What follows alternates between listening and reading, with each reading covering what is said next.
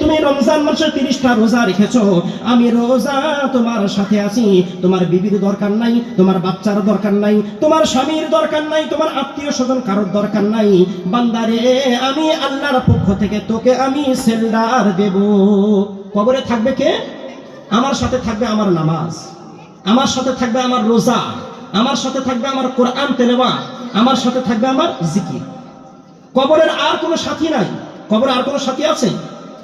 কোনো সাথী কবরে আমার কাছে থাকবে না। যদি আমার আমল যদি ঠিক থাকে, তাহলে আমার কাছে আমার এই নামাজ রোজা এই ইবাদতগুলো আমাকে কবরে সেন্টার দেবে, আমাকে আত্মরক্ষা করবে। এরা যখন পাশে যখন থাকবে, তখন আমি মনে মনে সাহস করব, এই তো নামাজ আছে, এই তো রোজা আছে, এই তো হজ আছে, এই তো যাকাত আছে, এগুলো আল্লাহর পক্ষ থেকে আমরা পেয়েছি।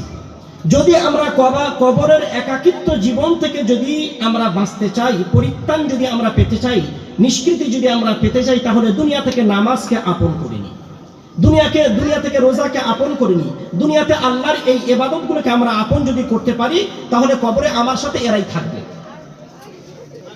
আমার ভাইরা, আমাদের জীবনের অনেক সময় এদিক ওদিক কেটে গেছে, জীবনের অনেক সময় এদিক ওদিক কেটে গেছে। আমরা কেউ বলতে পারবো না আমরা কে কয়দিন থাকবো, কে কয়দিন আছি, কেউ আমরা বলতে পারবো না। কাজী আমি প্রত্যেকের কাছে অনুরোধ করব, জীবন তো এদিক ওদিক কেটে যাবে, কিন্তু সেই জায়গায় যাবার জন্য প্রস্তুতি গ্রহণ আমরা কয়জন করেছি? কোথাও এক জায়গায় বেড়াতে গেলে কত প্রস্তুতি আমরা নিই, কিন্তু আমরা মরণ নামক একটা বাহনে যাব, মরণ নামক একটা ট্রানজিটে আমরা যাব, মরণ নামক একটা টুরিস্টে আমরা যাব, সেখান থেকে কখনো আমরা ফিরবো না। সেই জায়গার জন্য আমরা কি প্রস্তুতি নিয়েছি? এই সকালবেলা খাওয়া দাওয়া, কাজ করে যাওয়া, রাত্রেবেলা ঘুরে ফিরে এসে ঘুমিয়ে পড়া, এই কি কাজ? এই কি ইবাদত? এই জন্য কি আল্লাহ তাআলা তৈরি করেছেন? আল্লাহ কি দিয়ে তৈরি করেছেন আমাদের? আমাদের জন্মের উৎস আমরা জানি। হাল আতা আলাল ইনসান, আল্লাহ বলেন মানুষ কি ভাবে? হিনুম মিনাদ দাহরি লাম ইয়াকুন শাইয়্যাম মাযকুরা, মানুষের জন্মের দিকে যদি তাকায়, সে কোনো বিষয়বস্তু হিসাবে পরিগণিত ছিল না। নোংরা জঘন্য পানি দিয়ে তাকে বানিয়েছি। এত সুন্দর মানুষ আমি তৈরি করেছি আমার ইবাদত করার জন্য, আমার খুশি করানোর জন্য, আর বান্দা আমাকেই ভুলে গেছে। কাজী আমি আমার ভাইদের কাছে আহ্বান জানাবো, আজকের একটি মহাপবিত্র রাত, এই মহাপবিত্র রাত্রে আমরা সংকল্পবদ্ধ হই, আমরা ওয়াদাবদ্ধ হই, আমরা ওয়াদা করি, আমরা জীবনে যতদিন বেঁচে থাকবো আমরা নামাজটুকু কমসে কম আদায় করব। আমরা করব ইনশাআল্লাহ। হয়তো 5 ওয়াক্ত নামাজ আমাদের দিয়ে হয়তোবা হবে না, কাজ কামের জন্য 5 ওয়াক্ত হয়তোবা হবে না। 5 ওয়াক্তের মধ্যে একটা ওয়াক্ত কি হবে না ভাই? যারা একদম পড়তে অভ্যস্ত আমরা নই, একটা ওয়াক্ত আমরা পারবো না ভাই? একটা ওয়াক্ত কিসের জন্য? আমার কবরের জন্য। কবরে কে যাবে আমার সাথে? বিবি যাবে, বাচ্চা যাবে, ছেলে যাবে, মেয়ে যাবে, কেউ যাবে না। আমার হাতে যদি স্বর্ণের আংটি যদি থাকে, এ স্বর্ণের আংটিও দুনিয়া থেকে খুলে নেবে না? কাদের জন্য করেছি? জেমসে আমি যদি মারা যাই রাতের আধারে, সন্ধ্যা রাত্রে যদি মারা যাই, আমার মাইয়ত নিয়ে আসা হয়। আমার মাইয়ত নিয়ে আমি যে এসি ঘরের মধ্যে থাকতাম, ওই এসি ঘরের ভিতরেও আমার মাইয়তকে রাখবে না। রাখবে কি?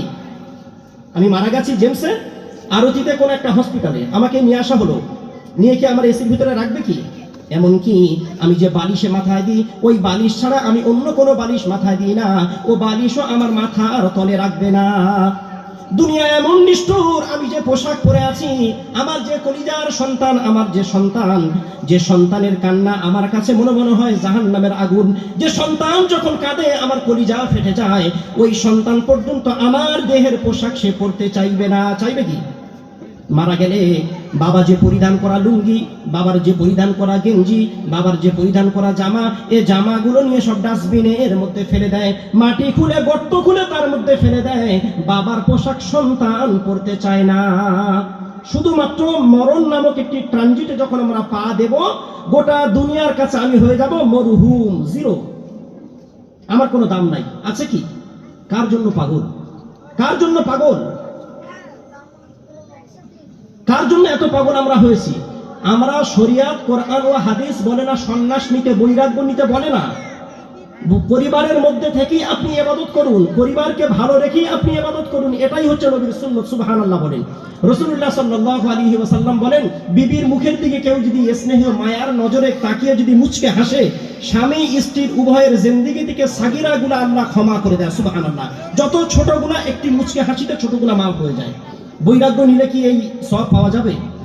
রাসূল বলেন, যদি পিতা মাতার মুখের দিকে মায়ার নজরে কেউ যদি তাকিয়ে যদি হাসে, কেউ যদি মায়ার নজরে যদি তাকায়, একটি মকবুল হজের সওয়াব আল্লাহ তাআলা তার নামায় আমলে দান করে দেন। পরিবারের মধ্যে থেকে আমাকে ইবাদত করতে হবে, পরিবারের মধ্যে থেকেই আমাকে ইবাদত করতে হবে।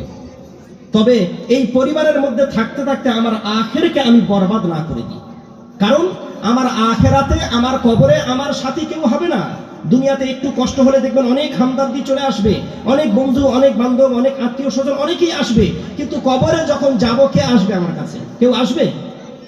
দুনিয়াতে কলিজা কেটে খাওয়ানোর মতো বন্ধু আছে, কিন্তু মরে গেলে এই বন্ধু কি বলবে আমার কলিজার টুকরা বন্ধু কবরে চলে যাচ্ছে, কবরটা একটু বড় করে খোলো, আমি আমার বন্ধুর সাথে কবরের মধ্যে থাকবো? আছে কি? বিবি স্বামীর বুকের উপরে মাথা দিয়ে বলে, ও আমার প্রাণের স্বামী, তুমি আমার, আমি তোমার, তোমার ছাড়া একটি সেকেন্ড আমি বাঁচতে পারবো না, তোমার ছাড়া একটি দম আমি ফেলতে পারবো না রে স্বামী।